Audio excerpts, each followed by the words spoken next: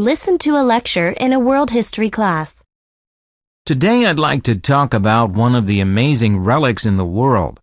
On the 7th of July in 2007, a Swiss group called the New Open World Corporation announced the results of a global poll to select the new 7 wonders of the world.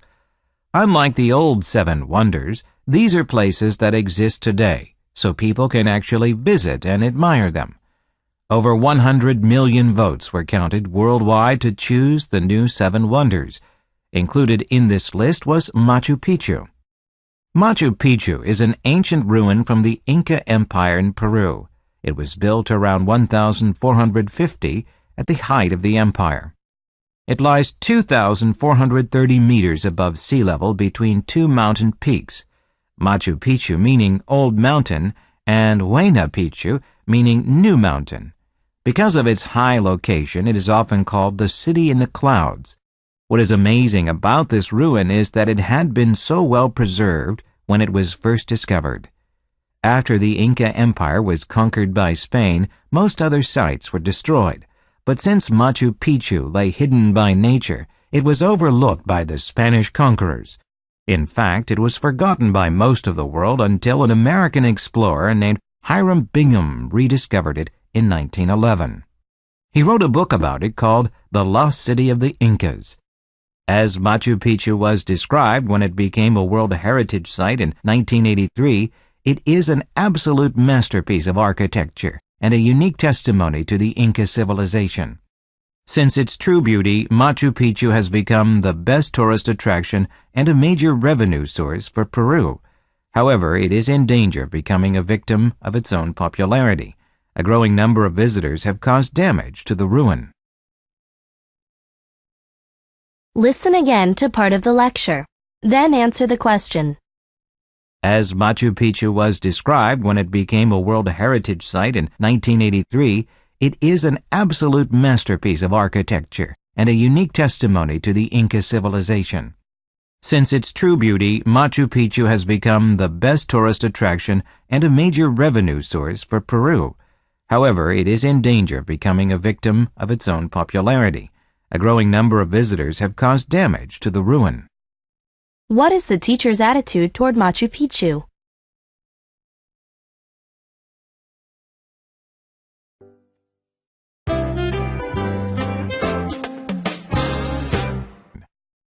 Questions 1 through 4. Listen to a conversation between a staff member and a student. Excuse me, I'm looking for the Director of Scholarship, Mrs. Bennett? That's me. You must be Daniel. I've been expecting you. Nice to meet you. It's nice to meet you too, Mrs. Bennett. Your teacher, Mr. Jones, has told me a lot about you. He informed me that you want to attend our school, but you're afraid of your tuition. Yes, he said you might be able to help me. Well, I certainly hope so. He spoke quite highly of you. Our school offers many types of scholarships. I'd like to go over them with you and see if you qualify for any of them. Okay. Basically, there are 2 types of scholarships: academic scholarships and non-academic performance scholarships. Academic scholarships are for students who have a total grade point average over 4.0, or those who have won awards at national academic contests. I'm afraid my grade point average isn't so high. I get good grades now, but I wasn't such a good student in the past. In fact, I hardly studied at all. I see. Well, no matter. Our wide range of non-academic performance scholarships are for students who have other talents besides academic studies. First, we offer athletic scholarships. These are for students who make it onto one of our school sports teams and have the prowess on the athletic field. Second, we offer creative scholarships. These are for students who are talented in art, music, or dance. For art, you will be asked to hand in a portfolio. For music and dance, you will be asked to perform a short routine at an audition. Last, we offer unique community service scholarships. These are for students who themselves or whose parents have done a lot of community work.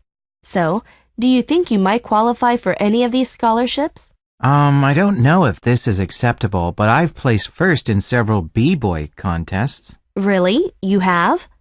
Then you can participate in our scholarship audition in the auditorium. Oh, when is it held? It is in 2 weeks, so you will still have plenty of time to come up with a routine. Okay, thank you for helping me out with useful information, Mrs. Bennett. You're quite welcome. Now get ready to answer the questions. You may use your notes to help you answer. 1. Why does the student come to see the woman?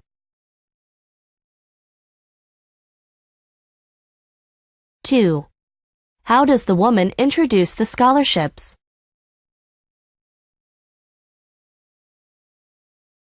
3. Which student can receive a different type of scholarship?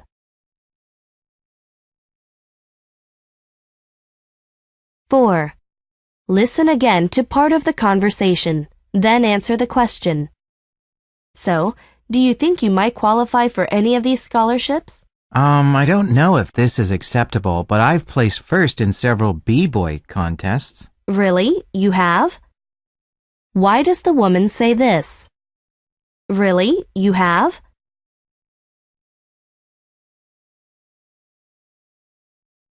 Questions 5 through 8. Listen to a lecture in a linguistics class. If you ask your parents about the first word you ever spoke, they will most likely be able to tell you what it was. It was probably mama, dada, or something similar. Parents anticipate their baby's first word and are thrilled when they finally hear it.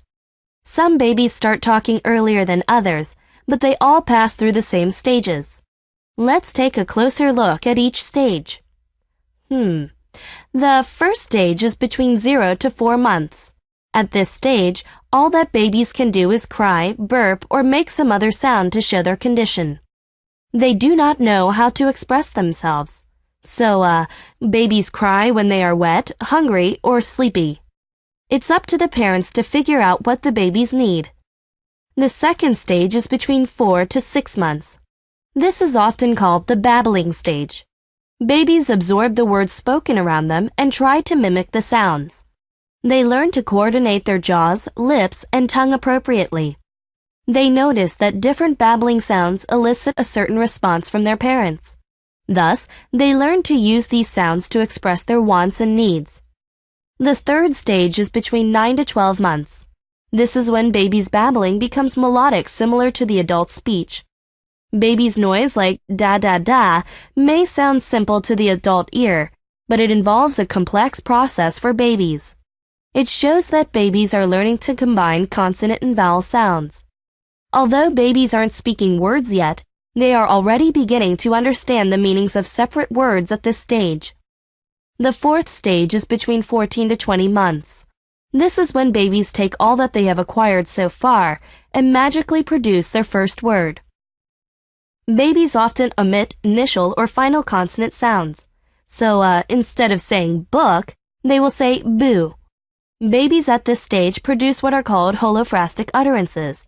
That is, single words that represent entire thoughts. For example, babies will point to their bottle and say, Baba. This probably means, I want my bottle. But then again, it might be that the babies are simply saying, look, there is my bottle, and does not mean that they particularly want it. Amazingly, even babies at this stage alter their intonation to show what they mean. Now get ready to answer the questions. You may use your notes to help you answer. 5. What is the lecture mainly about?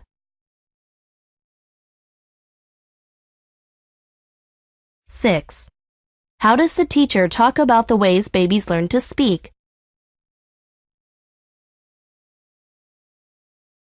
7. According to the lecture, which of the following is not true?